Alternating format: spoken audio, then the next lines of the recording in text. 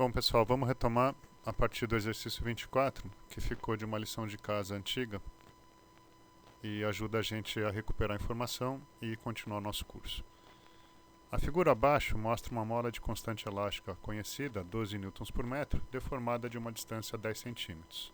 Um carrinho de massa 100 gramas é colocado ao lado da mola e em seguida o sistema é solto. No item A, a gente quer saber qual é o valor da força inicial que a mola exerce sobre o carrinho. Para isso, a gente vai lembrar da lei de Hooke. Força é diretamente proporcional à deformação, F igual a K delta X. Então, substituindo os valores dados, a força vai ser o valor da constante, conhecido, 12 newtons por metro, e a deformação 10 centímetros, escrita em metro, 0,10. Temos para o valor da força elástica, nesse caso, 1,2 newton. Tranquilo. No item B, a gente quer saber qual é o valor da força que a mola exerce sobre o carrinho quando ela volta ao seu comprimento normal. Nesse caso, a variação do comprimento é zero. Como a força elástica é diretamente proporcional à deformação, se a deformação é zero, então a força também vale zero. Bom, no item C, a gente quer saber se a força que a mola exerce sobre o carrinho é constante. Como foi visto no laboratório, tanto no primeiro como no segundo ano, e a partir dos resultados anteriores, afinal, no item A, a força valia 1,2 newton e no item B ela já valia zero, pode-se perceber que a força elástica não é constante. Ela varia com a deformação. Aliás, a própria lei de Hooke nos lembra disso. A força elástica depende da elasticidade do material, representada pela constante, e também da deformação dela, representada por ΔX. No item D, a gente quer construir um gráfico da força exercida pela mola em função da sua deformação. Nesse caso, a força exercida pela mola vai no eixo Y e a deformação vai no eixo X. Como nós já obtivemos valores nos itens A e B, vamos utilizá-los agora para determinar o gráfico. Sabemos no item A que quando ΔX vale 10 centímetros, o valor da força é 1,2 newtons.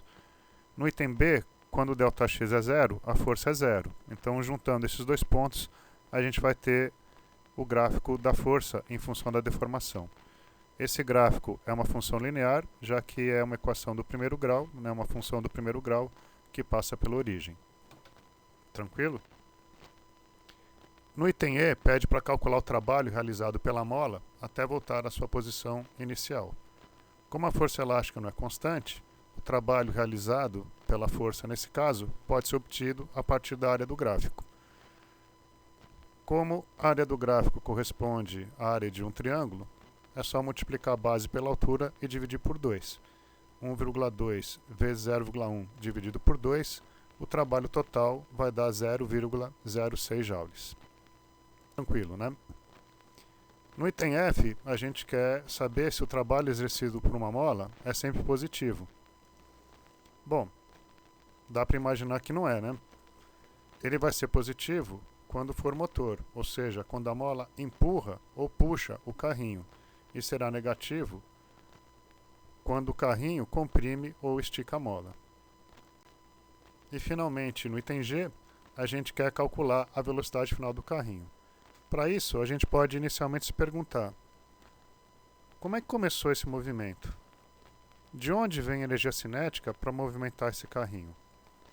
Pensando um pouco, a gente pode perceber que essa energia cinética veio do trabalho realizado pela força elástica. Então, a gente pode escrever que a energia cinética vai ser igual à energia elástica armazenada pela mola enquanto ela foi comprimida. E a conversão da energia elástica em energia cinética foi realizada pelo trabalho da força elástica. Nesse caso, a gente pode escrever então energia cinética mv² sobre 2 é igual à energia potência elástica armazenada, que vai ser igual ao trabalho realizado pela força elástica.